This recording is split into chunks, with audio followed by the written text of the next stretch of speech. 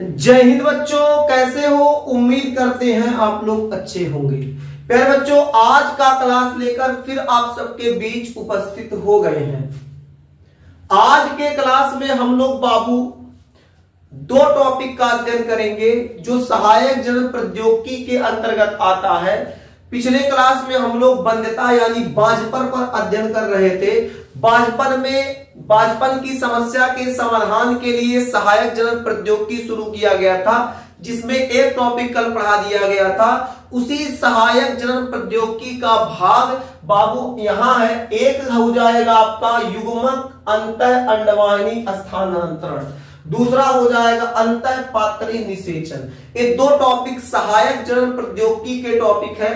कल का क्लास लंबा हो रहा था, इसलिए कल का क्लास वहीं समाप्त कर दिया गया था। आज के क्लास में बाबू आपको युग्मक अंतः अंडवाहिनी स्थानांतरण और इसके साथ साथ अंतः पात्री निषेचन पढ़ाया जाएगा। मेरे देश के नौजवान, आज का क्लास बहुत ही महत्वपूर्ण होने वाला है। सहायक जनन प्रौद्योगिकी का जो टॉपिक चल रहा था उसमें बाबू दूसरे नंबर पे आ जाएगा युग्मक अंतः अंडवाहिनी स्थानांतरण, तीसरे नंबर पे आ जाएगा अंतः पात्री निषेचन। इसे परघनली शिशु के नाम से भी जाना जाता है। मेरे देश के नौजवान, जल्दी से कॉपी पेन लेके बैठ जाइए, क्योंकि इस चैप्टर का आज लास्ट लेक्चर है। आज के बाद इस चैप्टर बाबू समाप्त। अगले दिन से हम लोग नया चैप्टर, नया अध्याय शुरू करेंगे। सबसे पहले इसे समाप्त करते हैं। आज भाई साहब इसे हर हाल में खत्म ही कर देना है। दोनों टॉपिक पढ़ा दिए, दोनों टॉपिक खत्म हो जाएगा तो भाई साहब चैप्टर समाप्त हो जाएगा। जल्दी से कॉपी और पेन लेके बैठ जाइए, जल्दी से मेरे देश के नौजवान, ताकि हम लोग का पठन पाठन का कार्य अच्छे से चल सके, सुचारू रूप से चल सके, बेहतर हो सके, हम लोग बेहतर अध्ययन कर सके, बेहतर अपनी पढ़ाई कर सके, ताकि एग्जाम में बाबू बेहतर अंक आ सके। मेरे देश के नौजवान, सबसे पहले आपको युग्मक अंतः अंडवाहिनी स्थानांतरण पढ़ाएंगे। इसे दो कॉलम में डिवाइड कर देते हैं ताकि एक टॉपिक इधर हो जाए, एक टॉपिक इधर हो जाए, मिटाना ना पड़े। युग्मक अंतः अंडवाहिनी स्थानांतरण क्या होता? इस तकनीक में क्या होगा? क्या यह तकनीक पुरुषों के लिए है या स्त्री के लिए है? किसके लिए ये तकनीक है बाबू? इस पे ध्यान दीजिएगा। पिछली क्लास में जो तकनीक आपको पढ़ाए थे उस तकनीक में पुरुष जिम्मेदार था, लेकिन मेरे देश के नौजवान, मेरे देश के अच्छे बच्चे, युग्मक अंतः अंडवाहिनी स्थानांतरण ये जो तकनीक है मादाओं के लिए है, स्त्रियों के लिए। स्त्री द्वारा इस तकनीक का उपयोग किया जाएगा। कैसे किया जाएगा? इस तकनीक का उपयोग उन स्त्रियों में होगा जिन स्त्रियों के अंडाशय में अंडाणु नहीं बन पा रहा है। अब बाबू, जब स्त्री के अंडाशय में अंडाणु नहीं बनेगा तो वो स्त्री गर्भ धारण नहीं कर सकती है, किसी भी हाल में गर्भ धारण नहीं कर पाएगी। यानी बाबू साफ शब्दों में कहें तो वो स्त्री मां नहीं बन सकती है। ऐसे कंडीशन में क्या किया जाए? तो ऐसे कंडीशन में बाबू युग्मक अंतः अंडवाहिनी स्थानांतरण तकनीक को अपनाया जाता है। कैसे अपनाया जाता है? जब मादा के अंडाशय में बाबू अंडाणु नहीं बन रहा है, जब मादा के अंडाशय में अंडाणु नहीं बन पा रहा है तो मादा साफ शब्दों में कहा जाए तो मां नहीं बन सकती। अब इस कंडीशन में क्या किया जाए? इस कंडीशन में बाबू जो मादा की रिश्तेदार होंगी, सगे संबंधी महिला होंगी, उनको पकड़ा जाएगा। जिस महिला में क्या होगा? अंडाणु बनेगा। जिस महिला के अंडाशय में अंडाणु बनता हो उस महिला को लाया जाएगा। कल्पना करते हैं एक कोई महिला है जिसके अंडाशय में अंडाणु नहीं बन पा रहा, जिसको बच्चा चाहिए, मादा बांझपन की शिकार है। अब क्या होगा? वो मादा अपने किसी रिश्तेदार को, बहन को, ननद को, जेठानी को, देवरानी को, जो भी हो, जिसको भी, किसी अपने सगे संबंधी को पकड़ेगी जिसके अंडाशय में अंडाणु बन रहा हो, उसको पकड़ के लाएगी, कहेगी डॉक्टर साहब इसके अंडाशय में अंडाणु बन रहा है। तो डॉक्टर कहेगा अच्छा। तो डॉक्टर क्या करेगा?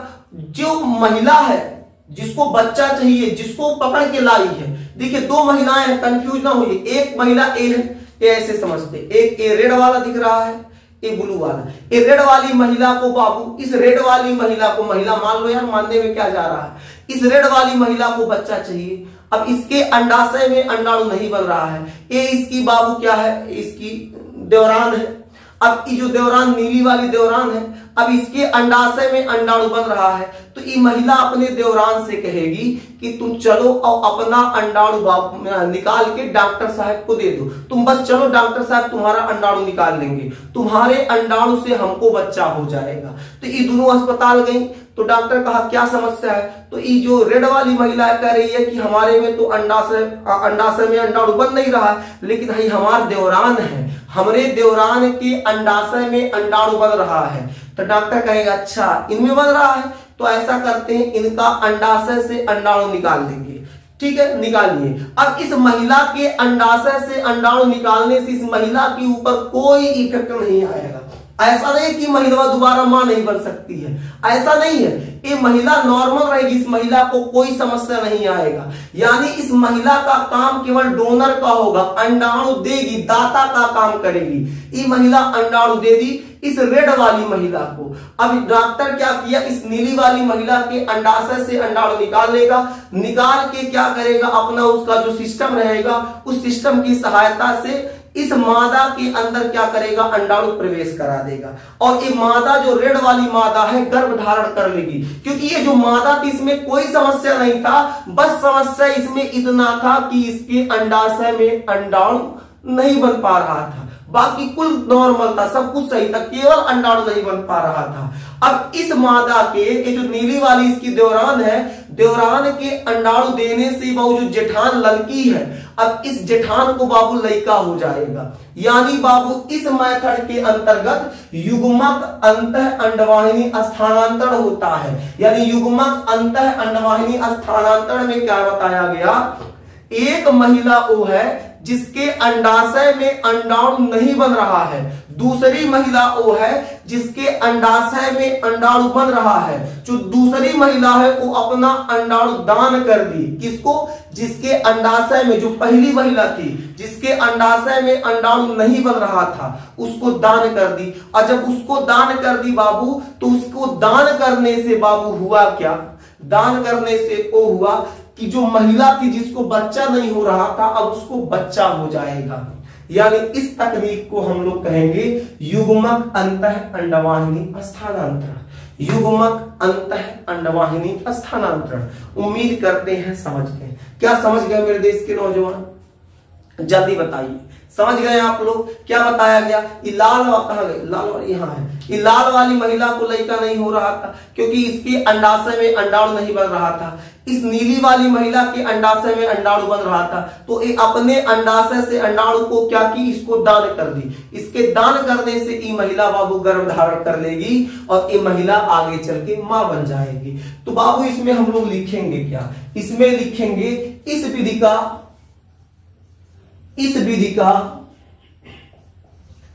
विधि का प्रयोग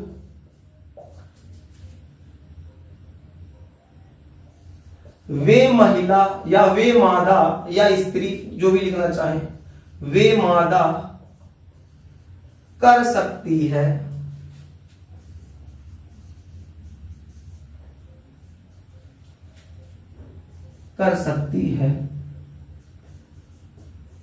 जिसके अंडाशय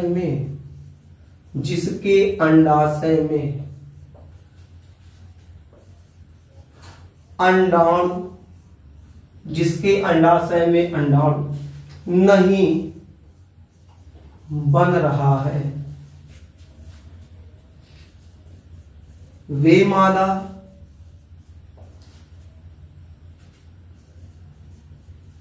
अन्य स्त्री,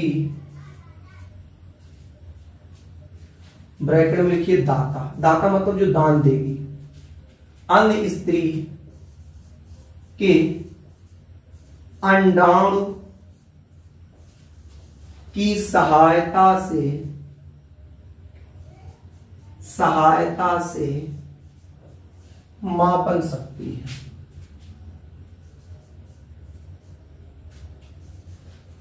मां बन सकती है। आप इसको बढ़ा चाह के लिखना चाहें तो एग्जाम में लिख सकते हैं, हम आपको छोटे शब्दों में समझा दिए। अब हम लोग समझते हैं अंतःपात्रीय निषेचन।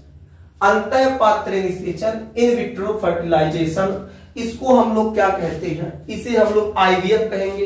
इसे शॉर्ट में गिफ्ट कहा जाएगा, GIFT गिफ्ट कहा जाएगा। इसे क्या कहा जाएगा? इन विट्रो फर्टिलाइजेशन, आईवीएफ कहा जाएगा। आईवीएफ को हम लोग हिंदी में क्या कहते हैं? अंतःपात्रीय निषेचन। अंतःपात्रीय निषेचन को बाबू एक दूसरे नाम से जाना जाता है, इसे बाबू परख नली शिशु भी कहा जाता है।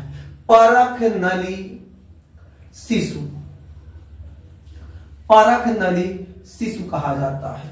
तो आपसे कोई परख नली शिशु कहे या फिर अंतःपात्रीय निषेचन कहे, आईवीएफ कहे, बात एक ही है। आपको घबराने की आवश्यकता नहीं है। नहीं तो कोई कहे परख नली शिशु, अरे यार हमारा मास्टर तो पढ़ाई नहीं किया था, हमारा मास्टर तो आईवीएफ पढ़ाया था, ये परख नली शिशु क्या होता है? गधा वह होता है।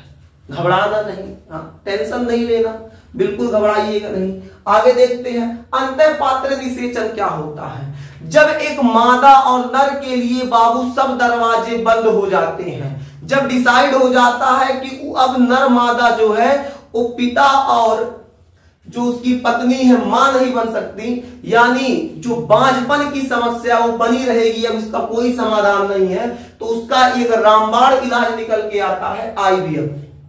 आईवीएफ द्वारा बाबू लाखों महिलाएं, लाखों कम बोल दिए, करोड़ों महिलाएं बाबू इससे बाबू मां बन चुकी हैं। आईवीएफ तकनीक द्वारा लाखों नहीं करोड़ों महिलाएं मां बन चुकी हैं। यानी जिन महिलाओं को बाबू बच्चा नहीं होता है, अंत में उसके पास एक ही उपाय बचता है आईवीएफ। लेकिन स्टार्टिंग में बाबू आईवीएफ नहीं कराना चाहिए। आप 4-5 सालों तक देख लीजिए, 5-6 सालों तक अगर नहीं हो रहा है, आपका जब उम्मीद सब खत्म हो जाए तब आईवीएफ के ऊपर भरोसा करना चाहिए, ठीक है ना। ये नहीं कि 1 साल अभी शादी हुआ नहीं हो रहा चल आईवीएफ कराते, मास्टर पढ़ाया, अरे पागल नहीं बनना। हाँ, आईवीएफ तुरंत नहीं होगा, कुछ समय पहले अपना जो भी है कुछ समय बिताइए साथ में। ये नहीं कि मतलब शादी 1 साल हुआ तुरंत आईवीएफ, ऐसा नहीं होता है। तो आईवीएफ में क्या बताया गया, अब ये कब होगा, यानी अभी आपको बताया गया जब बाबू लास्ट चांस रहेगा, जब नर और मादा दोनों बांझपन के शिकार हो जाएंगे, जब उनको लगेगा कि भाई साहब अब हम ना, नर को लगेगा हम पिता नहीं बन सकते, मादा को लगेगा हम मां नहीं बन सकते, तो उस कंडीशन में बाबू आईवीएफ जिंदाबाद, ठीक है ना, आईवीएफ जिंदाबाद रहेगा। आईवीएफ द्वारा बच्चा पैदा हो सकता है, कोई दिक्कत नहीं। अब ये तकनीक काम कैसे करता है, कुछ करना इसमें थोड़ी ना होता है। बाबू नर कहेगा ठीक है एक काम करो, तो तुम दोनों पति पत्नी हो, हाँ, ये कहेगा देखिए हम पत्नी, पति को हरियर का पति बना देते हैं, ये है पत्नी, ये कौन है, ये पति है, नीला वाला छूट जाओ, एक पत्नी एक पति, पत्नी पति। अब पति पत्नी को डॉक्टर बुलाएगा, कहेगा देखो पति जो होगा उसको हम लोग नर कह देते हैं, भाई नर होगा, और जो उसकी पत्नी होगी वो मादा। अब जो नर होगा, नर का शुक्राणु डॉक्टर क्या कहेगा, निकाल के लाओ, वो डिब्बा देगा, डिब्बा छोटा डिब्बा इसे देगा, कहेगा जाओ शुक्राणु निकाल के लाओ। तो नर क्या करेगा, जाएगा शुक्राणु लाएगा। शुक्राणु कहां पाया जाएगा, पहले वीर्य निकालेगा तो वीर्य में शुक्राणु होगा ही होगा, तो नर जाएगा अपना वीर्य निकाल के लाएगा, उनके वीर्य में क्या होगा, शुक्राणु।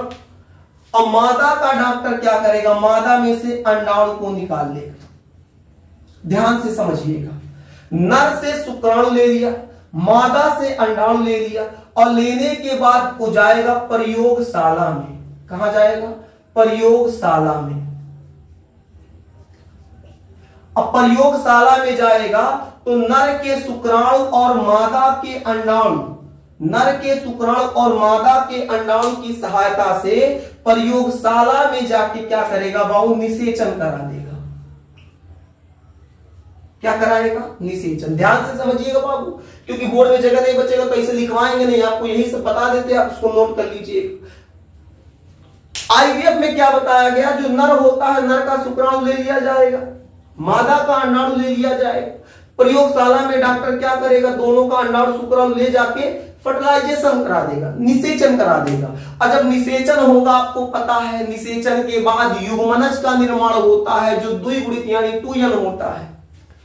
और जब युग्मनज का निर्माण होता है तो विदलन वाले, जो वहां आपको जनन वाला चैप्टर पढ़ाए थे, मानव जनन, वहां बताए थे विदलन। और विदलन में क्या होता है, विदलन में आपको बताया गया था कि जो युग्मनज होता है, युग्मनज में बाबू क्या होता है, उनका समसूत्री विभाजन होगा।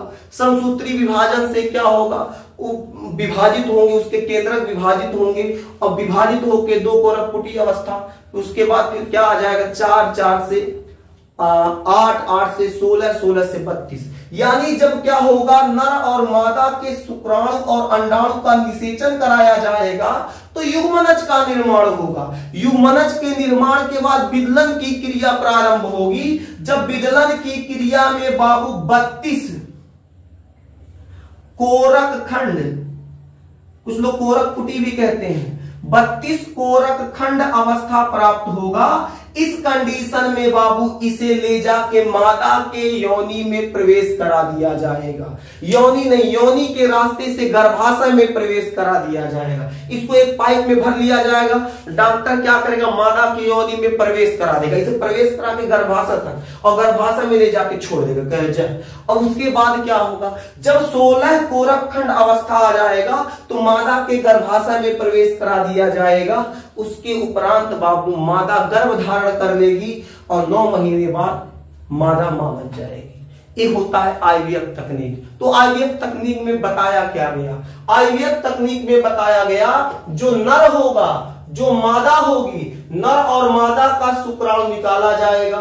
नर से शुक्राणु, मादा से अंडाणु, दोनों को निकाल के निषेचन कराया जाएगा प्रयोगशाला में। निषेचन कराने के बाद युग्मनज का निर्माण होगा। युग्मनज का जब निर्माण होगा तो युग्मनज के निर्माण के बाद बाबू 2 कोरक खंड अवस्था, 4 8 16 32, 32 कोरक खंड अवस्था में ले जाके मादा के गर्भाशय में स्थानांतरण कर दिया जाएगा और मादा जो होगी गर्भ धारण कर लेगी। और जब मादा गर्भ धारण कर लेगी 9 माह बाद वो मादा मां बन जाएगी। घरे खुशखबरी आएगा और बाद बहुत सोहर गवाएगा, जुग जुग जिया हो लगा। समझ में आया कि नहीं? यहां तक कोई दिक्कत है आप लोगों को?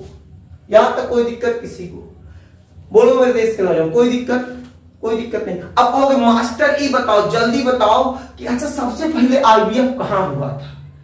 भाई इतना खतरनाक टेक्नोलॉजी लाने वाला है कौन? इतना खतरनाक तकनीक लाया कौन? इतना बढ़िया तकनीक है, लाया कौन? तो बाबू इसके बारे में भी आपको बता देते हैं, यही बता देते, थोड़ा जगह है तो यही बता देते हैं।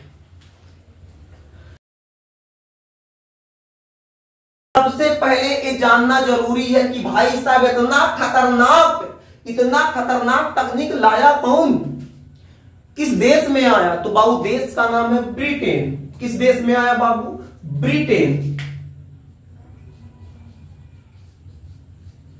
ब्रिटेन में ये बाबू तकनीक आई थी।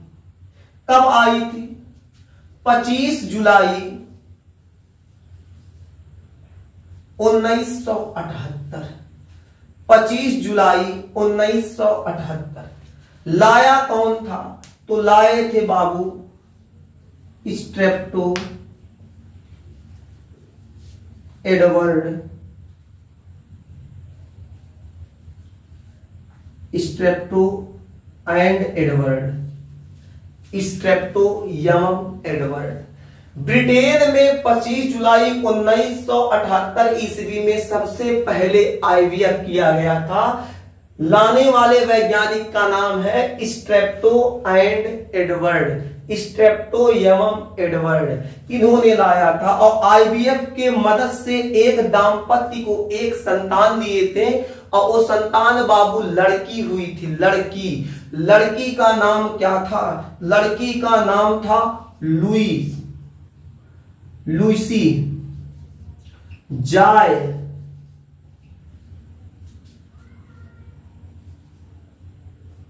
ब्राउन। लड़की का नाम था लुइसी जाय ब्राउन।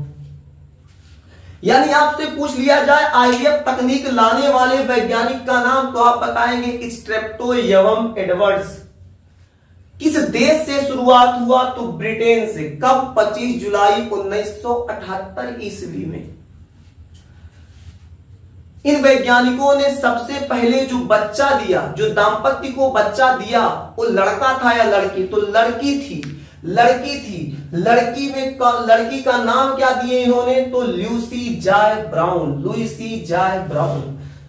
एक पूरे विश्व में सबसे पहली बार आईवीएफ किया गया था 1978 में। कहेंगे सर भारत में कौन लाया? भारत में बताइए कौन लाया?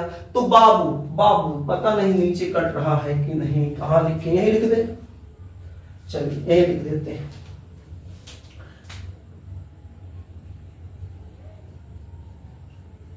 भारत में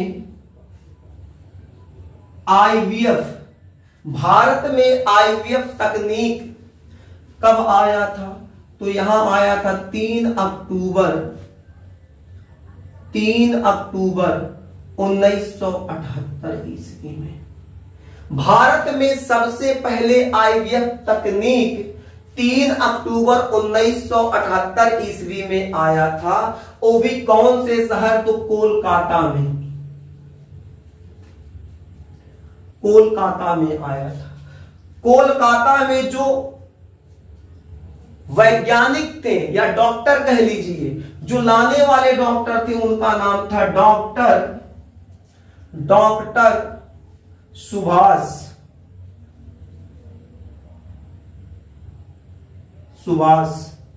मुखर्जी।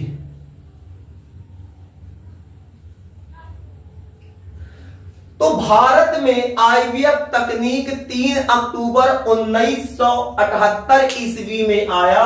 भारत के किस जगह पे आया? तो बाबू कोलकाता में आया था। लाने वाले कौन थे? डॉक्टर सुभाष मुखर्जी। डॉक्टर सुभाष मुखर्जी की देन है कि आज भारत में आईवीएफ तकनीक चल रहा है। आज पूरा भारत इस आईवीएफ तकनीक का उपयोग कर रहा है। हर शहर में आपको आईवीएफ सेंटर मिल जाएगा, जहां क्या होता है, निसंतान व्यक्तियों को संतान देने के काम संस्था लगातार कर रही है। तो उसमें सबसे बड़ा योगदान किसका है? डॉक्टर सुभाष मुखर्जी का। भारत में जो सबसे पहले बच्ची जन्म ली, उस बच्ची का नाम क्या था? बच्ची तो भाई साहब कोलकाता में जन्म ली। बच्ची कहां जन्म ली? कोलकाता में जन्म ली। बच्ची का नाम क्या था? तो बच्ची का नाम यहां लिख दे, कनुप्रिया अग्रवाल। भारत में जो बच्ची जन्मी, पहली बार आईवीएफ तकनीक से जो भारत में बच्ची का जन्म हुआ, उस बच्ची का नाम था कनुप्रिया अग्रवाल। यानी मेरे देश के नौजवान, हम लोग क्या कह सकते हैं, पूरे विश्व में आईवीएफ तकनीक लाने वाले का नाम क्या था? Steptoe and Edwards. जो बच्ची का जन्म हुआ इनके द्वारा, जो बच्ची आई धरती पे, उसका नाम क्या था? Lucy Joy brown. कब लाया गया? 25 जुलाई 1978। इस देश में तो ब्रिटेन में। भारत में कब आया? 3 अक्टूबर 1978 में। किस शहर में आया? तो कोलकाता में। उस कोलकाता में जो बच्ची का जन्म हुआ, उस बच्ची का नाम क्या था? कनुप्रिया अग्रवाल। उसके बावजूद जो डॉक्टर थे, वो कौन थे? उनका नाम है डॉक्टर सुभाष मुखर्जी। बाबू कितना लोग तो इनका नाम नहीं जानते होंगे, कौन है बाबू? ये भारतीयों के लिए देवता से कम नहीं है, कौनो देवता से कम नहीं है। लाखों महिलाएं बाबू डॉक्टर सुभाष मुखर्जी के इस तकनीक से जो भारत में लेके आए, इस तकनीक आईवीएफ की सहायता से लाखों महिलाएं आज मां बन चुकी हैं। हम लोगों को डॉक्टर सुभाष मुखर्जी जी का धन्यवाद देना चाहिए, लेकिन दुर्भाग्य है इस देश का, कितना लोग तो इनका नाम नहीं जानते होंगे कि ये कौन थे। ऐसे डॉक्टर हमारे देश में बैठे हैं जो कई बेहतर तकनीक लाके भारत को दिए हैं। हम ऐसे डॉक्टरों का बाबू अभिनंदन करते हैं कि आप जैसे डॉक्टर हमारे देश में हैं। हमें गर्व है ऐसे डॉक्टरों के ऊपर, ऐसे सोच रखने वालों के ऊपर कि भारतीयों के लिए, अपने देश के लिए कोई इतना ज्यादा सोच सकता है। बाबू उम्मीद करते हैं आपको यहां तक पूरा समझ में आ गया होगा। अगर समझ में आ गया तो आज का क्लास बस यहीं तक। आज ये चैप्टर समाप्त होता है। फिर मिलेंगे आपसे अगली क्लास में एक नए अध्याय, बेहतर अध्याय के साथ। तब तक के लिए जय हिंद।